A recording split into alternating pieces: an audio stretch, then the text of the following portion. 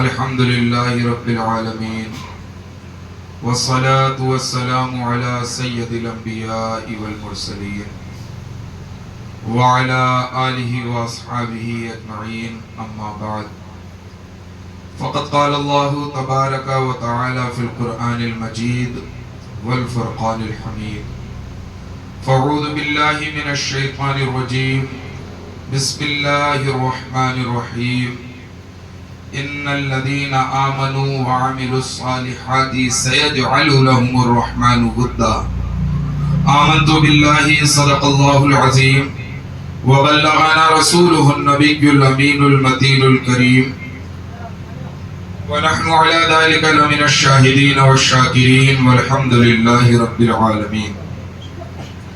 آئیے ہم اور آپ انتہائی عقیدت و محبت کے ساتھ نبی کریم صلی اللہ علیہ وسلم کی بارگاہ میں درود و سلام کا نذرانہ پیش کریں. پڑھیں اللہم صلی علی سیدنا مولانا محمد وعلی آل سیدنا مولانا محمد وبارک وسلم. صلو علیہ صلاۃ و سلام علیک یا رسول اللہ صلی اللہ تعالی علیہ وسلم.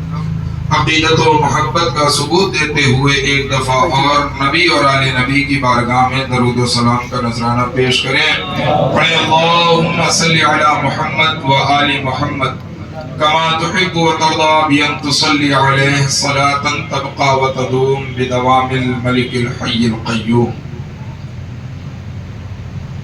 واہ کیا مرتبہ اے غوث ہے بالا تیرا. سیدی سرکار اعلیٰ حضرت رضی اللہ تعالی عنہ ارشاد فرماتے ہیں واہ کیا مرتبہ اے غوث ہے بالا تیرا اونچے اونچوں کے سروں سے قدم آلا تیرا. واہ کیا مرتبہ اے غوث ہے بالا تیرا اونچے اونچوں کے سروں سے قدم آلا تیرا اور سر بھلا کیا کوئی جانے کہ ہے کیسا تیرا. سر بھلا کیا کوئی جانے کہ ہے کیسا تیرا. اولیاء ملتے ہیں آنکھیں وہ ہے تلوہ تیرا. اولیاء ملتے ہیں آنکھیں وہ ہے تلوہ تیرا. اولیاء ملتے ہیں آنکھیں وہ ہے تلوہ تیرا. اور کیا دبے جس پہ حمایت کا ہو پنجہ تیرا. کیا دبے جس پہ حمایت کا ہو پنجہ تیرا. شیر کو خطرے میں لاتا نہیں کتا تیرا. شیر کو خطرے میں لاتا نہیں کتا تیرا. اور آپ ارشاد فرماتے ہیں العما قہر ہے اے غوث وہ تیکھا تیرا. العما قہر ہے اے غوث وہ تیکھا تیرا. مر کے بھی چین سے سوتا نہیں مارا تیرا. مر کے بھی چین سے سوتا نہیں مارا تیرا. مر کے بھی چین سے سوتا نہیں مارا تیرا. اور دیکھیں عقیدت کا شعر کہ تجھ سے در در سے سگ اور سگ سے ہے مجھ کو نسبت. کتنی بہترین. عزیزان محترم اعلیٰ حضرت ارشاد فرما رہے ہیں کہ اس در کو جو مقام حاصل ہے وہ اس وجہ سے ہے کہ وہاں پہ عبد القادر آرام فرما. اس در کی وقعت جو ہے, اس در کی حیثیت جو ہے, اس در کا جو مرتبہ ہے وہ فقط اس کے در ہونے کی وجہ سے نہیں ہے بلکہ عبد القادر کے در ہونے کی وجہ سے اس کو یہ ہوتا ہے. پھر آگے ارشاد فرماتے ہیں کہ یہ تو در ہے, اس در پہ جو کتا بیٹھتا ہے وہ بھی مجھے عظیم ہے. کیوں؟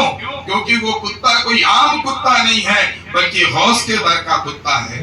عقیدہ دیکھیں اعلیٰ حضرت کا, محبت دیکھیں غوث اعظم سے کہ فرماتے ہیں تجھ سے در در سے سگ اور سگ سے ہے مجھ کو نسبت. یہ سگ فارسی کا لفظ ہے, کتے کو کہتے ہیں فارسی میں سگ.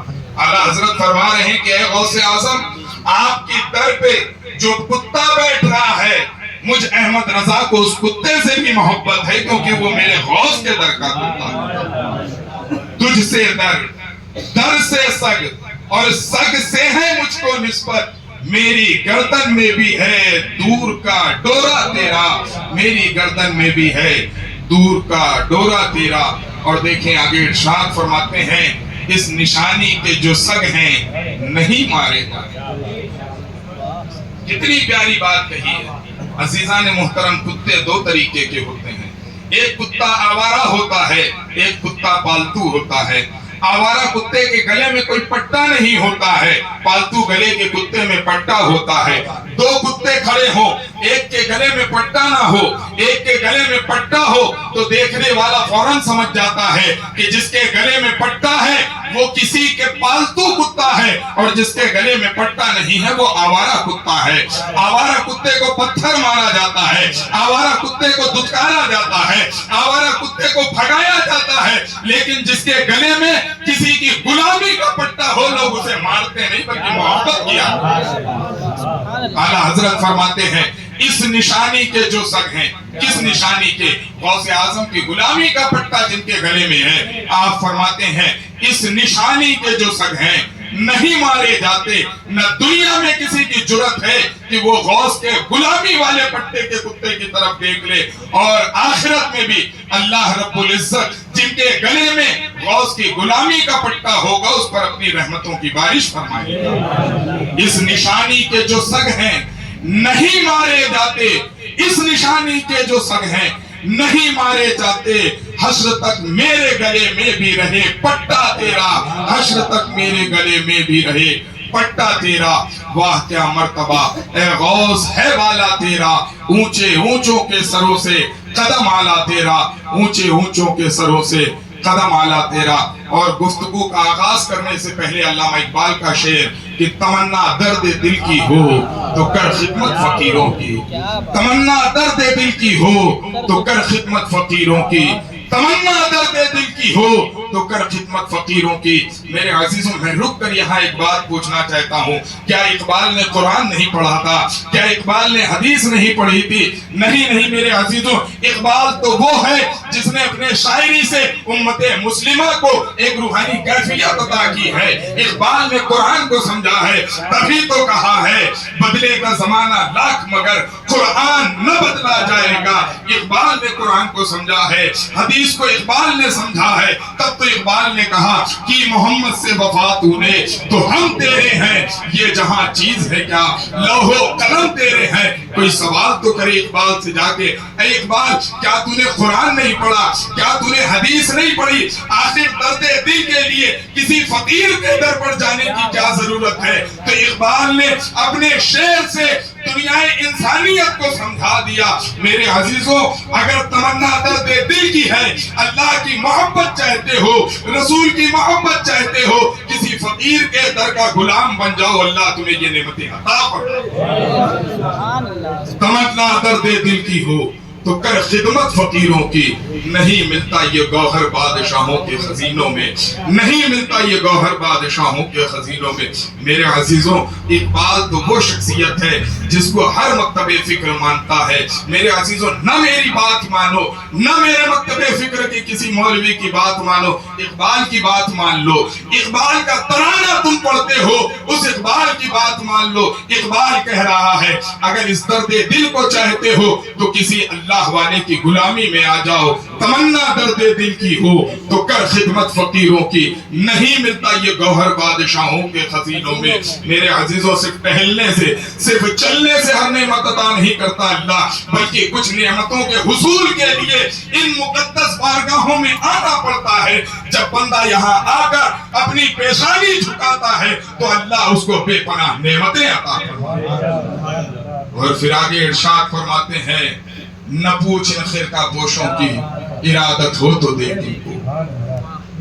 میرے عزیزوں، علامہ اقبال کا ہر شعر کہیں آیت قرآنی کی ترجمانی کرتا نظر آتا ہے اور کہیں حدیث رسول کو بیان کرتے ہوئے نظر آتا ہے. تمنا درد دل کی ہو، نہ پوچھ ان خرقہ پوشوں کی ارادت ہو تو دیکھ ان کو. کیا اقبال نے اپنے من سے کہہ دیا؟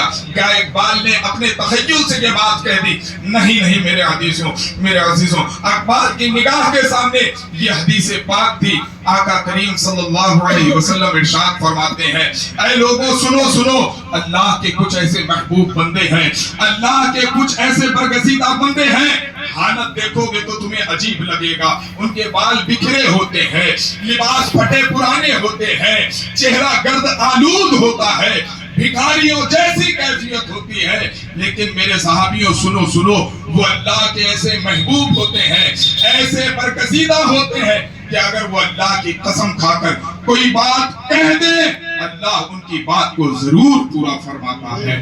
اسی حدیث کو سامنے رکھ کے علامہ اقبال نے کہا کہ نہ پوچھ مچھرکا پوشوں کی, ارادت ہو تو دیکھ ان کو, یدے بیضا لیے بیٹھے ہیں اپنی آستینوں میں, یدے بیضا لیے بیٹھے ہیں اپنی آستینوں میں. عزیزان محترم, خوش نصیب ہیں ہم لوگ, اللہ کا بے پناہ کرم ہے, سرکار کی بے پناہ نظر عنایت ہے کہ اس نے ہمیں اپنے غلاموں میں رکھا ہے. کرم ہے یہ ہمارے عزیزوں کا, سلمان بھائی کا, ارشاد بھائی کا, جنہوں نے اس محفل کا اہتمام کیا, ہمیں یہاں حاضر ہونے کی توفیق دی کہ ہم ذکر غوث سنا رہے ہیں, رسول کا ذکر سنا رہے ہیں, اللہ کی باتیں کر رہے ہیں, اور آپ ان محبوب لوگوں کی باتوں کو سن رہے ہیں. میرے عزیزوں, یہ عام لوگوں کے بس کی بات نہیں ہے, یہ نصیبہ انہی کے حصے میں آتا ہے, اللہ جنہیں توفیق عطا فرمائے. عزیزان محترم, ہم اس نعمت پر, اس کرم پر جتنا شکر منائیں اتنا کم ہے. رب کریم کی بارگاہ میں دعا ہے کہ مولا اس محفل پاک کے صدقے طفیل صاحب خانہ کے جتنے بھی مرحومین ہیں, مولا سب کی مغفرت فرما. درود پاک پڑھیں. اللہم صلی علی سیدنا و شفیعنا نبینا مولانا محمد وعلی آلہ سیدنا مولانا محمد وبارک وسلم. علیہ الصلوۃ والسلام علیک یا رسول اللہ صلی اللہ تعالی علیہ وسلم. عزیزان محترم, اللہ رب العزت کی مقدس کتاب جسے ہم اور آپ قرآن شریف کہتے ہیں, جس کی ابتدا میں اللہ رب العزت فرماتا ہے ذالک الکتاب لا ریب فیہ, کہ یہ وہ کتاب ہے جس میں شک اور شبہ کی گنجائش نہیں. اسی قرآن مقدس میں اللہ تبارک و تعالی ارشاد فرماتا ہے ان الذین آمنوا وعملوا الصالحات سیجعل لهم الرحمن ودا. عزیزان محترم, ترجمہ کرنے سے پہلے, مفہوم میں جانے سے پہلے میں ایک بات آپ کے سامنے رکھنا چاہتا ہوں. آج ہم اس دور میں جی رہے ہیں جہاں طرح طرح سے لوگوں کے ایمان کو خراب کیا جا رہا ہے, ان کے ایمان پر ڈاکہ ڈالا جا رہا ہے, کہیں قرآن کا حوالہ دے کر کسی کے ایمان کو خراب کیا جا رہا ہے, کہیں حدیث رسول بیان کر کے لوگوں کے ایمان کو خراب کیا جا رہا ہے. آج میرے عزیزوں, میں ان اللہ والوں کی شان صرف قرآن سے بیان کروں گا, صرف حدیث رسول سے بیان کروں گا, تاکہ ان منکروں کو بھی پتا چلے کہ جو اللہ والوں کی شان کا انکار کرتے ہیں یہ کوئی عام ہستی نہیں ہے, بلکہ وہ مقدس ہستیاں ہیں جن کے ذکر کو اللہ نے قرآن میں چڑھا دی.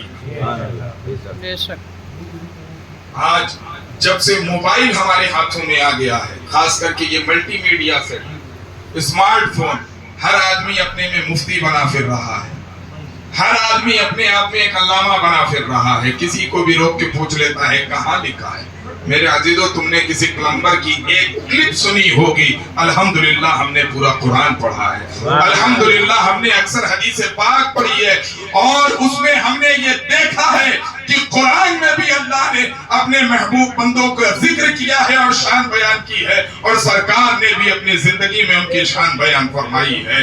اس لیے میرے عزیزوں, آج ہم جن کے ذکر کے لیے بیٹھے ہوئے ہیں یہ کوئی عام نہیں ہے, بلکہ وہ مقدس ہستیاں ہیں جن کے پاس جانے کا حکم اللہ قرآن میں دے رہا ہے. قرآن مقدس میں اللہ تبارک و تعالی ارشاد فرماتا ہے ان الذین آمنوا وعملوا الصالحات سیجعل لهم الرحمن ودا. اسٹیپ بائی اسٹیپ چلیں گے. پہلے ہم اولیاء کرام کی شان کو سمجھیں, اس کے بعد اللہ نے جو حکم دیا ہے کہ ان سچوں کے ساتھ ہو جاؤ اس کی حکمت کیا ہے, پھر قرآن سے ہم اولیاء کرام کے طریقے کو دیکھیں گے کہ ان کا معمولات زندگی کیا تھا جس کی وجہ سے اللہ نے ان کے پاس ہمیں بھیجا. افسوس کا مقام یہ ہے کہ ہم خود قرآن سے دور ہو گئے ہیں. جو کمیاں اپنی ہو اسے ایکسپٹ کرنا چاہیے, اسے ماننا چاہیے, اور پھر اس کی اصلاح کرنی چاہیے. آج ہم پر دوسرے لوگ کیوں حاوی ہو گئے ہیں؟ اس لیے کہ ہم نے قرآن نہیں پڑھا ہے, ہم نے حدیث نہیں پڑھی ہے. اگر پڑھا ہوتا تو ہمیں پتا چلتا کہ آج جو یہ لوگ کہتے ہیں کہ بابا تو کوئی شے نہیں، انہیں پتا چلتا کہ بابا کتنی بڑی شے ہوتے ہیں. نتیجہ ہے کہ ہم نے قرآن نہیں پڑھا. آپ ایک دفعہ قرآن پڑھو، گہری نگاہ سے پڑھو، اس کے بعد آپ کے سوال کا جواب کوئی نہیں دے پائے گا. لیکن میرا سوال یہ ہے کہ ہم کب قرآن پڑھنا شروع کریں گے؟ میرے عزیزوں، ایک بار پڑھ کر دیکھو. جن چیزوں پر اعتراض ہوتا ہے وہ تمام چیزیں قرآن میں موجود ہیں، لیکن چونکہ ہمیں علم نہیں، ہم صرف کرتے ہیں نا، ہمیں علم نہیں ہے، اس لیے ہر کوئی آ کر ہمیں گمراہ کر کے ہمیں بہکا کر چلا جاتا ہے کہ یہ قرآن کی باتیں نہیں ہیں، یہ حدیث کی باتیں نہیں ہیں، یہ تو اوروں کی باتیں ہیں. آؤ دیکھو میرے عزیزو، قرآن میں اللہ رب العزت کیا فرماتا ہے؟ ان الذین آمنوا وعملوا الصالحات سیجعل لهم الرحمن ودا. بے شک وہ لوگ جو ایمان لائے، صرف ترجمہ، بے شک وہ لوگ جو ایمان لائے اور نیک عمل کیے، ان قریب اللہ رب العزت ان کی محبت لوگوں کے دلوں میں پیدا فرما دے. عزیزان محترم، جب آپ قرآن مقدس اٹھائیں گے تو ظاہر سی بات ہے قرآن سمجھنے کے لیے ہمیں تفسیر کی ضرورت پڑتی ہے، حدیث کا سہارا لینا پڑتا ہے. تو اب ہم دیکھتے ہیں کہ اللہ تبارک و تعالیٰ فرماتا ہے کہ وہ لوگ جو ایمان لائے اور نیک عمل کیے، ہم انقریب ان کی محبت لوگوں کے دلوں میں پیدا کر دیں گے. تو یہاں کون سے لوگ مراد ہیں؟ ہم بھی ایمان والے ہیں، ہم بھی نیک عمل کرتے ہیں، لیکن وہ ہم سے گاہے بگاہے ہوتا ہے. ہم سے اللہ کی نافرمانیاں بھی ہوتی ہیں، ہم سے گناہ کے کام بھی ہوتے ہیں، ہم سے غلط کام بھی سرزد ہوتے ہیں. اس لیے ہم اس آیت کریمہ کے مصداق نہیں ہیں، بلکہ اس آیت کریمہ کے مصداق وہ لوگ ہیں جن کا ہمہ وقت یاد الہی میں گزرتا ہے، ہر لمحہ کار خیر میں گزرتا ہے، اور وہ کوئی اور نہیں، وہ اللہ کے یہی مقدس اولیاء کرام جن کے تعلق سے اللہ فرماتا ہے کہ بے شک ہم آپ کی محبت لوگوں کے دلوں میں پیدا فرما دیں گے. اب اٹھاؤ اولیاء کرام کی زندگی کو اور مطالعہ کرتے چلو.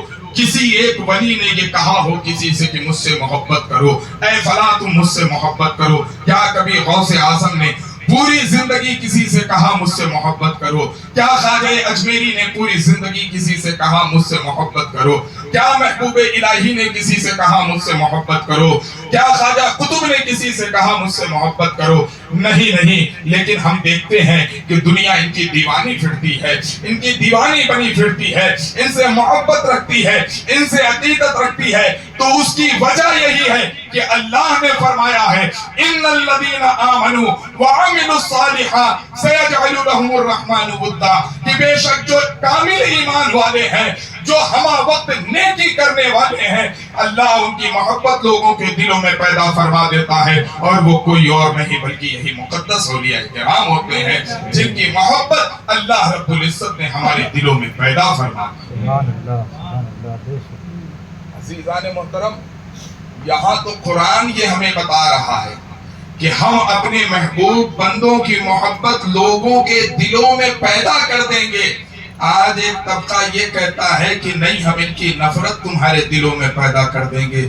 میرے عزیزوں، غور کرو کہ تم مقابلہ کس سے لے رہے ہو. اللہ محبت پیدا کرنے کی بات کر رہا ہے اور تم اپنی ناپاک زبان سے ان کی نفرت کی بات کرتی ہو. یقیناً تمہاری نفرت کی دکان بند ہوگی، اور اللہ کا کلام اصلی ہے، زندہ و جاوید ہے، وہ ہمیشہ ہمیشہ باقی ہے.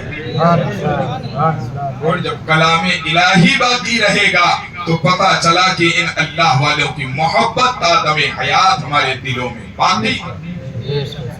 عزیزان محترم، صرف یہی ایک مقام نہیں، اب آئیں دوسرے مقام پر.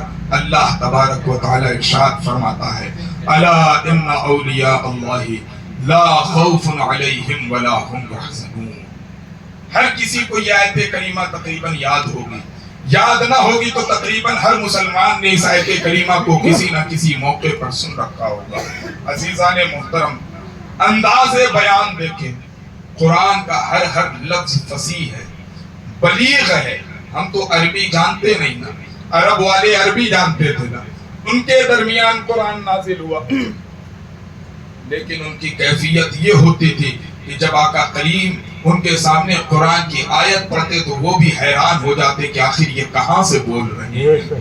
قرآن کا یہ اعجاز ہے کہ عرب والے جن کی زبان عربی تھی وہ بھی قرآن کا مقابلہ نہ کر سکے، اسی لیے تو قرآن نے جگہ جگہ ان کافروں کو چیلنج کرتا تھا، مشرکوں کو چیلنج کرتا تھا کہ اگر تمہارا یہ دعویٰ ہے کہ قرآن یہ کسی انسان کا کلام ہے، خدا کا کلام نہیں ہے، تو لاؤ اس جیسی کچھ آیتیں پیش کر دو۔ صدیاں گزر گئیں، زمانے گزر گئے، طرح طرح کے لوگوں نے الزامات لگائے، لیکن اگر کچھ نہ پیش کر سکے تو قرآن جیسی کوئی آیت نہیں پیش کر سکے۔ یہ سب سے بڑا قرآن کا معجزہ ہے کہ آج تقریباً 14.5 صدیاں گزرنے والی ہیں، کتنے فصیح و بلیغ انسان آئے، بڑے بڑے علامہ آئے، فہامہ آئے، لیکن کوئی بھی قرآن کی ایک آیت جیسی ایک آیت پیش نہ کر سکا ہے۔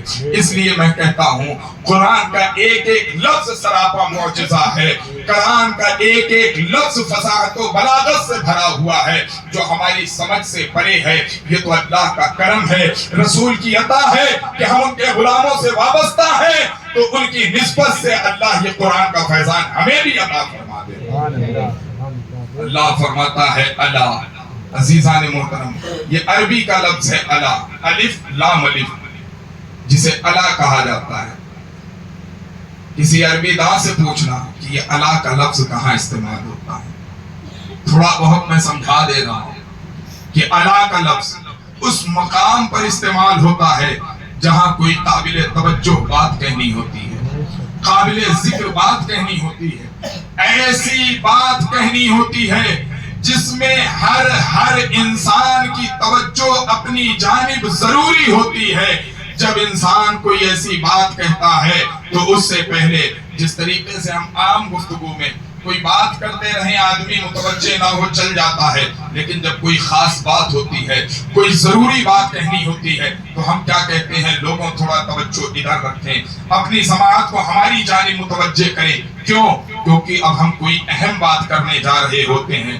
الا کا بھی لفظ عربی میں اسی موقع پر استعمال ہوتا ہے۔ اللہ تبارک و تعالیٰ فرماتا ہے الا، اے لوگوں اپنے سماعت کو میری جانب متوجہ کرو، ہوش اور اپنے کیا کہتے ہیں کانوں کو ہوش کے ساتھ میری طرف متوجہ کرو، اپنی توجہ ادھر ادھر ہٹا کر اپنے رب کی جانب متوجہ کرو۔ دیکھو تمہارا رب تم سے کیا خطاب کر رہا ہے۔ جب کائنات انسانی کے لوگ اللہ کی جانب متوجہ ہو گئے تو اللہ فرماتا ہے ان اولیاء اللہ لا خوف علیہم ولا هم يحزنون۔ میرے عزیزوں، اللہ نے فقط یہ نہیں فرمایا اولیاء اللہ لا خوف علیہم، بلکہ اللہ نے لفظ انا فرمایا۔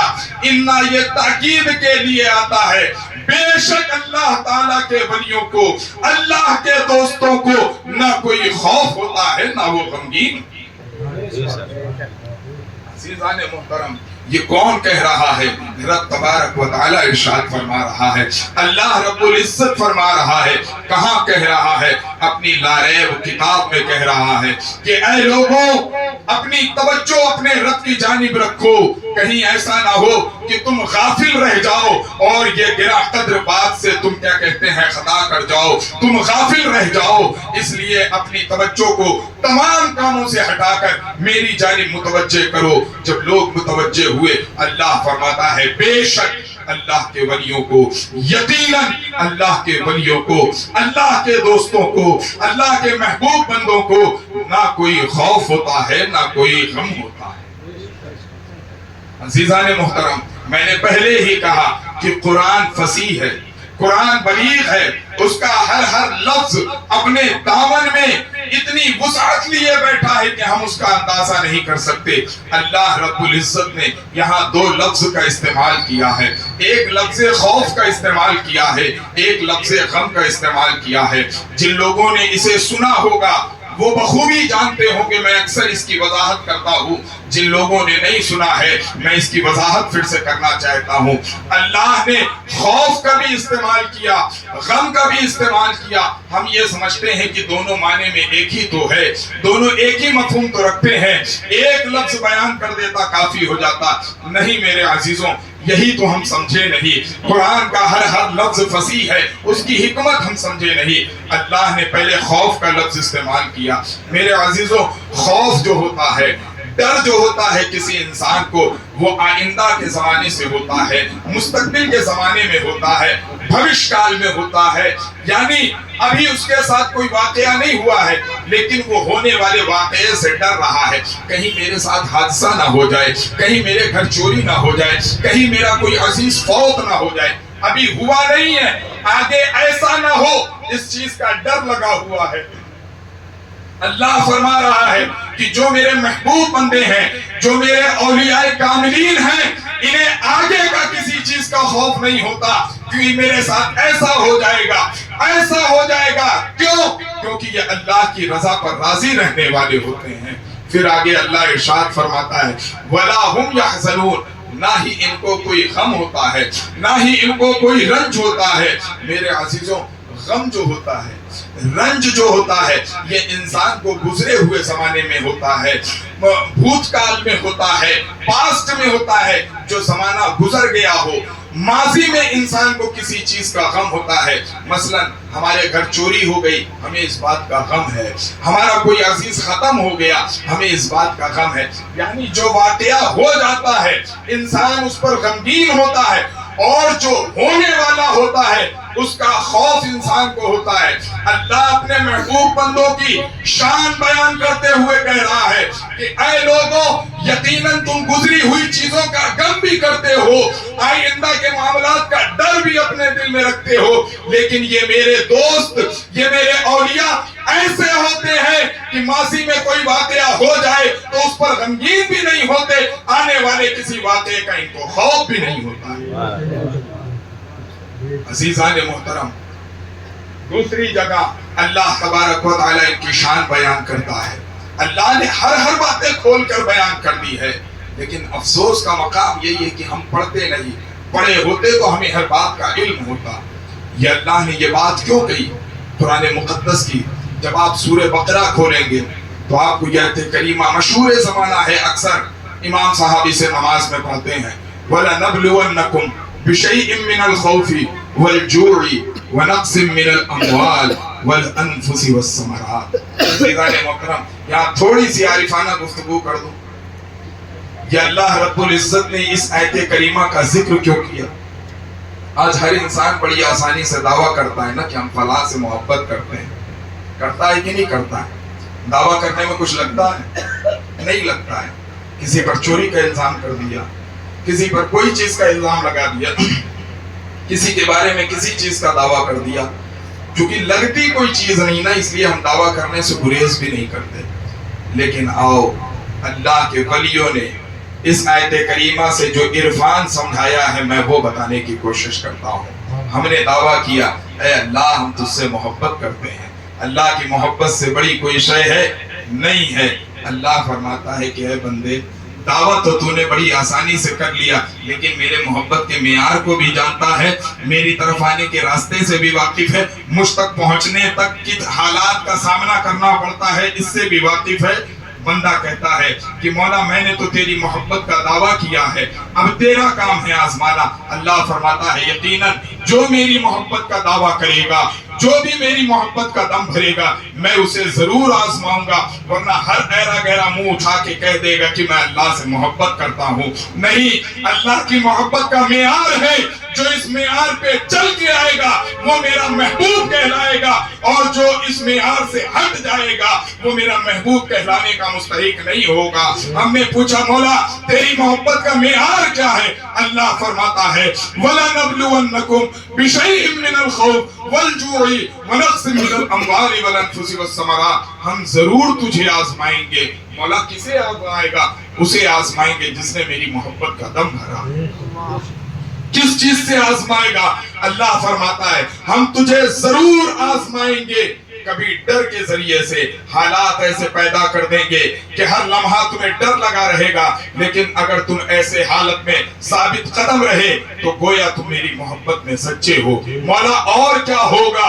اللہ فرماتا ہے والجوعی، کبھی بھوک کے ذریعے سے تمہارے گھر میں فاقے پہ فاقے ہوں گے، تم بھی بھوک سے تڑپو گے، تمہارے گھر والے بھی بھوک سے تڑپیں گے، لیکن اگر اس کیفیت میں بھی تم نے میرا شکر کیا تو میں سمجھوں گا تم میرے سچے محب ہو۔ اور پھر اللہ کہتا ہے میں تمہیں اور آزماؤں گا، وَنَقْسِم مِّنَ الْأَمْوَالِ۔ میرے عزیزوں غور کرتے چلے، انسان کو جس چیز سے زیادہ محبت ہوتی ہے اللہ انہی چیز سے ہمیں آزما رہا ہے۔ مال سے ہمیں بے پناہ محبت ہوتی ہے، اولاد سے ہمیں بے پناہ محبت ہوتی ہے، اللہ فرما رہا ہم اس سے بھی آزمائیں گے، مال سے بھی آزمائیں گے۔ انسان کھانے پینے کے لیے کیا کچھ نہیں کرتا، اللہ کہہ رہا ہے کہ ہم بھوک اور پیاس سے بھی تمہیں آزمائیں گے کہ تم کتنا صبر کرتے ہو، ان آزمائشوں پر کتنے کھڑے اترتے ہو۔ اللہ فرماتا ہے ہم تمہیں ڈر کے ذریعے سے آزمائیں گے، بھوک کے ذریعے سے آزمائیں گے، مال میں کمی کر کے آزمائیں گے، تمہارے عزیز و اقارب، تمہارے ماں باپ، بیٹے بیٹیوں کو ختم کر کے انہیں موت دے کر تمہیں آزمائیں گے، مختلف طریقے سے ہم تمہیں آزمائیں گے۔ میرے مولا چل تو نے آزما لیا، تو نے اپنے بندے کو آزما لیا، جس نے تیری محبت کا دعویٰ کیا تو نے اسے آزما لیا اور وہ تیری آزمائش پہ ثابت قدم رہا تو انعام کیا ملے گا؟ اللہ آگے ارشاد فرماتا ہے وَبَشِّرِ الصَّابِرِينَ الَّذِينَ إِذَا أَصَابَتْهُمْ مُصِيبَةٌ قَالُوا إِنَّا لِلَّهِ وَإِنَّا إِلَيْهِ رَاجِعُونَ۔ عزیزان محترم اللہ فرماتا ہے صبر کرنے والوں کے لیے بشارت ہے کہ جب ان پر مصیبتیں آتی ہیں، جب ان پر آزمائش آتی ہے تو وہ ہماری اور آپ کی طرح شکوے نہیں کرتے، بلکہ ان کی زبان جب کھلتی ہے تو یہی صدا بلند کرتے ہوئے نظر آتے ہیں کہ مولا ہم تیرے ہی بنائے ہوئے ہیں، تو نے ہی ہمیں پیدا کیا ہے اور پھر ہمیں تیری ہی طرف پلٹ جانا ہے۔ اسی لیے تو جب کوئی ختم ہوتا ہے، جب کوئی انتقال کرتا ہے تو ہم کیا پڑھتے ہیں؟ اِنَّا لِلَّهِ وَإِنَّا إِلَيْهِ راجعون۔ یہ ہم پڑھتے ہیں، اولیاء کرام اس پر عمل کرتے ہیں، ہماری زبانیں صرف چلتی ہیں لیکن ان کا اس پر عمل ہوتا ہے، پھر اللہ انعام دیتا ہے۔ جو اس معیار پر کھڑا اترتا ہے، آزمائش پر ثابت قدم رہتا ہے، اللہ کا شکر ہر لمحہ بجا لاتا ہے، اللہ اسے انعام دیتا ہے۔ اولئک علیہم صلوات من ربہم ورحمہ واولئک هم المہتدون۔ یہی وہ مقدس ہستیاں ہیں جن پر اللہ کی رحمتیں برستی ہیں، اللہ کا درود نازل ہوتا ہے اور یہی لوگ ہدایت یافتہ۔ عزیزان محترم میں یہاں رک کر اپنے مرشدی مولائی کا ایک واقعہ بیان کرنا چاہتا ہوں، آپ اتفاق کریں نہ کریں چونکہ میں تو اس در کا گدا ہوں۔ جب یہ آیت کریمہ میں پڑھتا ہوں تو وہ سانحہ ہمیشہ میری نگاہوں کے سامنے آتا ہے کہ اللہ نے فرمایا کہ ہم تمہیں آزمائیں گے اور اگر اس آزمائش میں تم ثابت قدم رہے تو تم حقیقی اعتبار سے میرے محبوب ہو۔ اللہ نے آپ کو بیٹیاں تو 4 عطا کی تھی، یعنی میرے مرشدی مولائی کو، لیکن بیٹا صرف ایک دیا تھا، اور ہر صاحب اولاد جانتا ہوگا کہ ایک لوتے کی اس کی نگاہ میں کیا حیثیت ہوتی ہے۔ جس کو اللہ نے کثرت سے بیٹیاں دی ہوں، بیٹا ایک ہو، یا بیٹے کثرت سے دیے ہوں، بیٹی ایک ہو، اسے پتا ہوتا ہے اس اکلوتے بیٹے کی حیثیت والدین کی نگاہ میں کیا ہوتی ہے۔ جن کے پاس اولاد نہیں ہے اللہ رب العزت کی بارگاہ میں دعا ہے مولا غوث اعظم کے صدقے انہیں اولاد کی نعمتوں سے مالا مالا۔ عزیزان محترم 4 بیٹیاں تھیں، بیٹا ایک تھا۔ عین جوانی کے حالت میں کہ جب ماں باپ کو اپنے بیٹے سے امید ہوتی ہے کہ اب میرا بیٹا عمر کی اس دہلیز پہ قدم رکھ رہا ہے جب یہ میرا سہارا بنے گا، میرے بڑھاپے کا سہارا بنے گا، عین اس جوانی کے حالت میں اللہ رب العزت نے آپ کے بیٹے کو اپنے پاس بلا لیا۔ عزیزان محترم میں اس واقعے سے واقف نہیں تھا۔ نندورہ کے ایک صاحب تھے، فاروقی صاحب، اظہر فاروقی ان کا نام ہے، وہ چشمدید گواہ تھے پورے اس واقعے سے۔ ندی میں ڈوب کر بیٹا ختم ہوا تھا۔ ایک ایک واقعہ آپ بتاتے ہیں۔ بزرگان دین نے جو صبر کی علامت لکھی ہے وہ یہی ہے کہ اگر کسی کے صبر کو جاننا ہو، یوں تو دل کی کیفیت کو ہم نہیں جان سکتے، لیکن ظاہری معیار جو بنایا ہے وہ یہی بنایا ہے کہ اگر کسی پر مصیبت کا پہاڑ ٹوٹ پڑے اور اس کے عمل میں کوئی فرق نہ آئے تو سمجھ لو کہ یہ صابر بندہ ہے، یہ اللہ کا شکر گزار بندہ ہے۔ آج ہمارا بیٹا ختم ہو جائے، ماں باپ ختم ہو جائیں، ہمیں ہوش نہیں ہوتا ہے کب فجر ہو گئی، کب ظہر ہو گئی، کب عصر ہو گئی، لیکن پورا علاقہ شاہد ہے جب تک تلاش جاری رہی، ندی کے کنارے آپ ہر وقت کی نماز ادا کرتے رہے۔ مغرب کے وقت بیٹا ملا تھا، فاروقی صاحب گھبرا گئے جو چشمدید گواہ ہیں اس واقعے کے، انہوں نے کہا کہ جا کر ڈاکٹر صاحب کو خبر کر دو، آپ نے مغرب یا عصر کی نماز کا سلام پھیرا تھا، لاش مل گئی۔ فاروقی صاحب نے کہا جاؤ ڈاکٹر صاحب کو خبر کر دو کہ وہ گھر پہنچے، الحمدللہ لاش مل گئی ہے۔ فاروقی صاحب کہتے ہیں کہ میں نے اس لیے خبر بھجوائی تھی، اکلوتا بیٹا ہے، کہیں مردے کی کیفیت میں بیٹے کو دیکھ کر آپ کی کیفیت نہ غیر ہو جائے، آپ قابو سے باہر نہ آ جائیں۔ کہتے ہیں میں نے اس خیال سے کہا تھا کہ وہ بیٹے کو نہ دیکھنے پائیں بلکہ وہیں سے گھر چلے جائیں، انہوں نے منع کیا نہیں مجھے بیٹے کو دیکھنے دو۔ لوگ لاکھ منع کرتے رہے، آپ نہیں مانے، اپنے بیٹے کو دیکھا اور فاروقی صاحب سے مخاطب ہو کے کہتے ہیں کہ فاروقی آخر اس میں غم منانے کی کون سی بات ہے؟ اللہ اللہ، سنو صبر کرنے والوں کا عمل۔ آپ فرماتے ہیں فاروقی اس میں واویلا کرنے کی کیا بات ہے، یہ اللہ کی امانت تھی، اس نے 22 سال میرے پاس رکھی، اب اگر اسے واپس لے لیا ہے تو اس میں واویلا کرنے کی کیا بات ہے؟ سبحان اللہ۔ میرے عزیزوں، میرے چچیرے دادا جو نواب چچا کے والد صاحب ہیں، ان کی کیفیت یہ تھی کہ وہ بے ہوش ہو جا رہے تھے، لیکن سگے باپ کا عالم یہ تھا کہ خود مسجد میں جا کر اذان دے رہا ہے، نماز پڑھا رہا ہے اور گھر میں آ کے لوگوں کو تسلی بھی دے رہا ہے۔ یہ عمل بتاتا ہے کہ اللہ کے صابرین بندے ایسے ہوا کرتے ہیں۔ عزیزان محترم، تنقید کسی پہ کرنے سے پہلے اس کی زندگی اٹھا کر پڑھ لیا کرو۔ آج ہم بڑی جلدی کسی پر انگلی اٹھا دیتے ہیں، انگلی اٹھانے سے پہلے پڑھو کہ وہ بندہ اللہ کا مقرب بندہ نہ ہو۔ کہیں آج تم یہاں گالیاں دے رہے ہو، کل اسی گالی کی بنیاد پر میدان محشر میں آپ کی گرفت ہو جائے۔ اس لیے کسی کی زندگی پڑھو، اور صرف یہی نہیں بلکہ آپ کا یہ عمل دیکھنے کے بعد نہ جانے کتنے لوگوں کا، پرتاپ گڑھ والوں کا نظریہ ڈاکٹر صاحب کے تعلق سے بدل گیا کہ آج تک ہم ان کے بارے میں یہ سوچتے رہے، لیکن آج ان کی حقیقت ہمارے سامنے آیا ہوئی۔ تو اللہ نے جو فرمایا سَيَجْعَلُ لَهُمُ الرَّحْمَنُ وُدًّا، کہ ہم اپنے نیک بندوں کی محبت ان کے دلوں میں ڈال دیتے ہیں، اس کی عملی تصویر لوگوں نے دیکھی ہے۔ بہرحال میں عرض کر رہا تھا کہ جب بندہ صابر ہو جاتا ہے، شاکر ہوتا ہے، یا اولیاء کاملین جو ہوتے ہیں اللہ کی رضا پر راضی رہنے والے، اللہ انہیں انعام کیا دیتا ہے، بڑی توجہ سے سنیے گا، یہیں سے میں ایک بات اور بیان کروں گا۔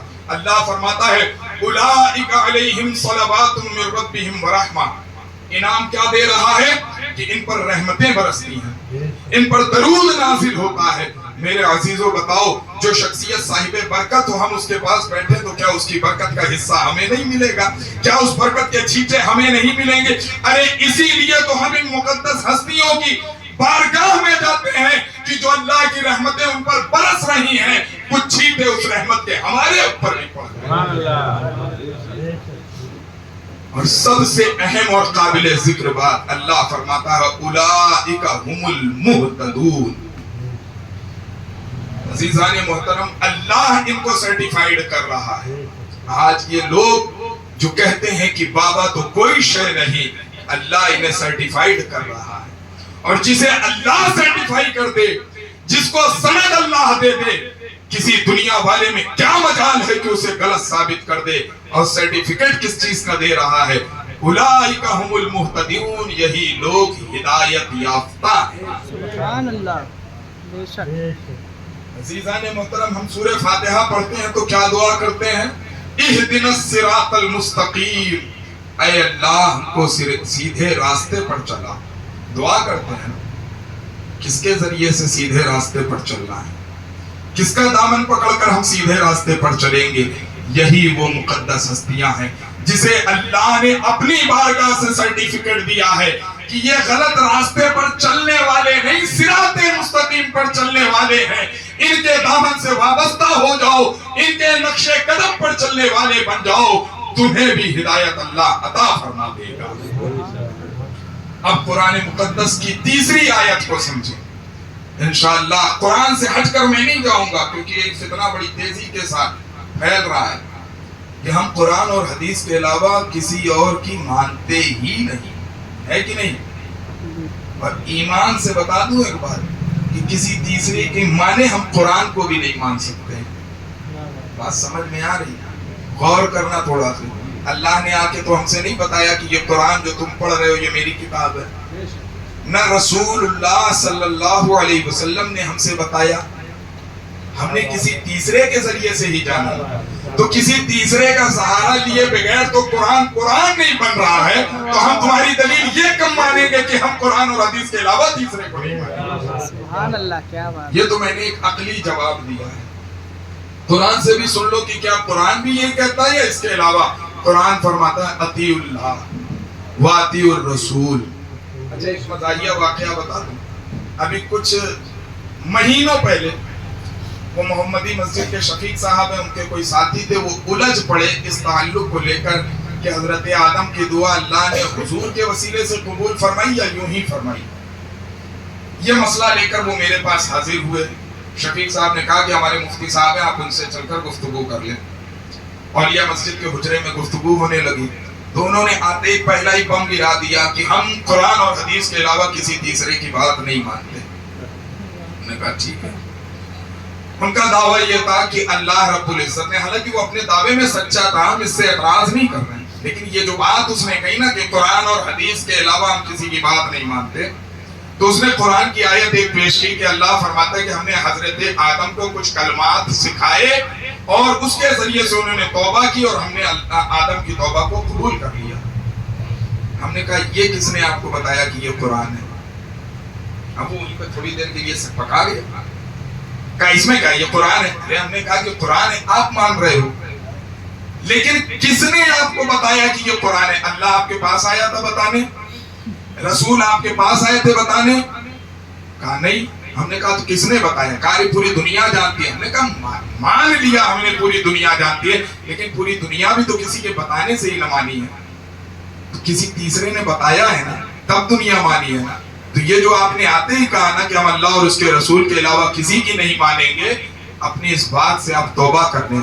اس نے کہا ایسے نہیں۔ ہم نے کہا لو قرآن بھی سن لو، جس بات کی طرف میں آ رہا تھا۔ اللہ فرماتا ہے اطیعوا اللہ واطیعوا الرسول واولی الامر منکم، اللہ کی اطاعت کرو، رسول کی اطاعت کرو۔ بس کر دیتا، فل اسٹاپ لگا دیتا، کھوما لگا دیتا، دوسری بات کر دیتا، نہیں، اللہ نے تیسری جماعت کا بھی ذکر کیا، واولی الامر منکم، اور جو تم میں امر والے ہیں۔ اب امر والوں کا ترجمہ کئی اعتبار سے ہوتا ہے، کہیں حاکم بھی ہوتا ہے کہ اگر بادشاہ وقت ہے، مسلمان ہے، جو وہ کہے اس کی بات مانو، حاکم وقت ہے، خلیفہ وقت ہے، اس کی بات مانو، علم والا ہے، اس کی بات مانو۔ تو اللہ تو خود فرما رہا ہے کہ رسول کی بھی اطاعت کرنی ہے، میری بھی اطاعت کرنی ہے، امر والوں کی بھی اطاعت کرنی ہے۔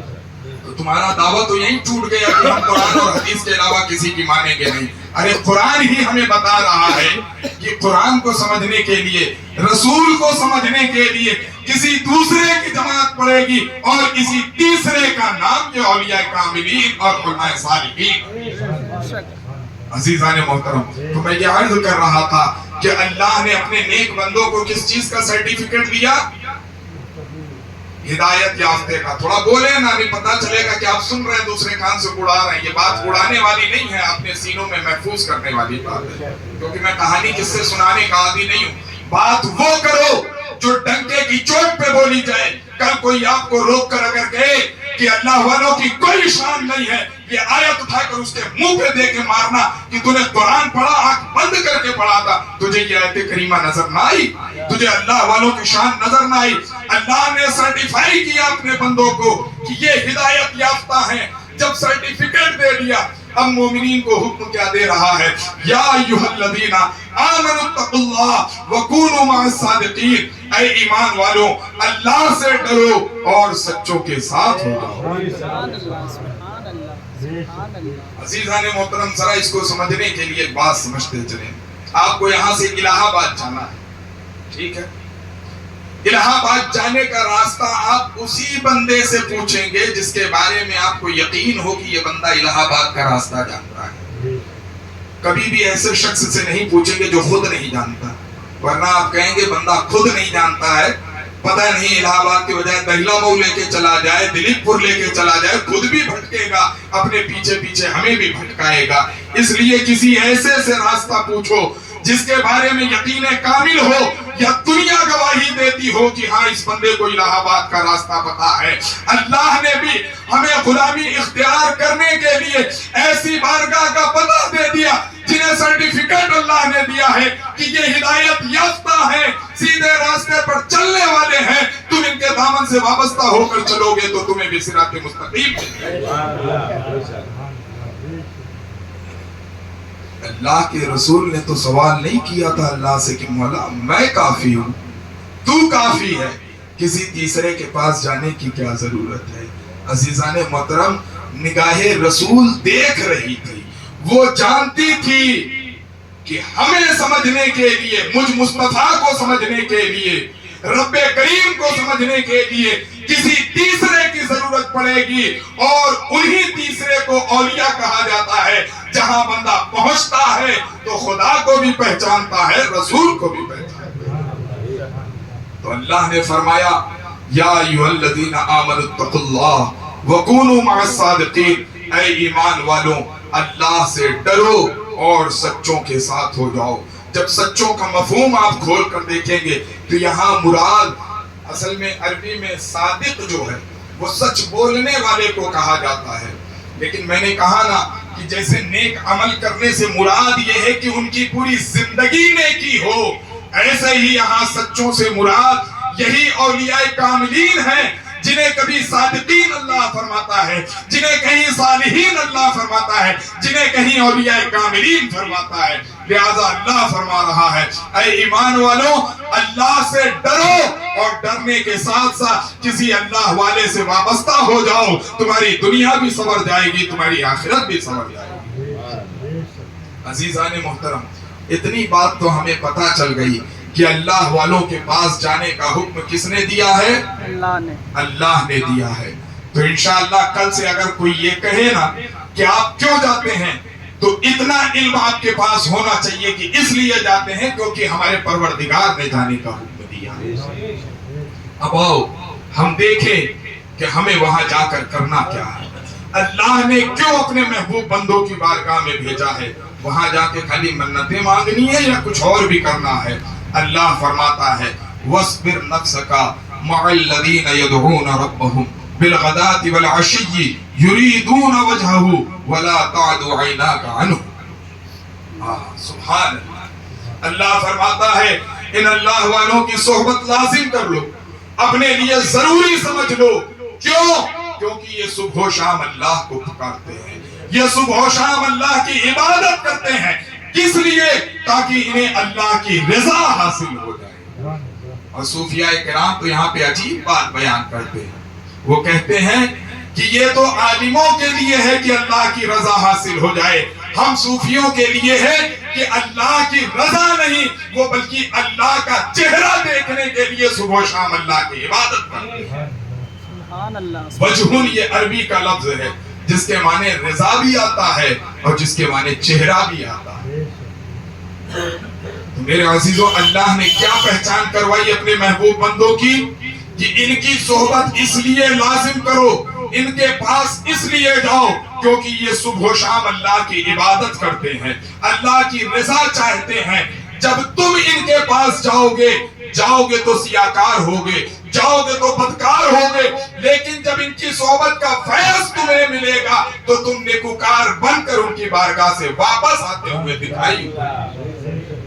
اسی لیے تو ہم کہتے ہیں نگاہ ولی میں وہ تاثیر دیکھی، کہیں سبحان اللہ، نگاہ ولی میں وہ تاثیر دیکھی، بدلتی ہزاروں کی تقدیر دیکھی، بدلتی ہزاروں کی تقدیر دیکھی، اور تمنا درد دل کی ہو تو کر خدمت فقیروں کی، نہیں ملتا یہ گوہر بادشاہوں کے خزینوں میں، نہیں ملتا یہ گوہر بادشاہوں کے خزینوں میں۔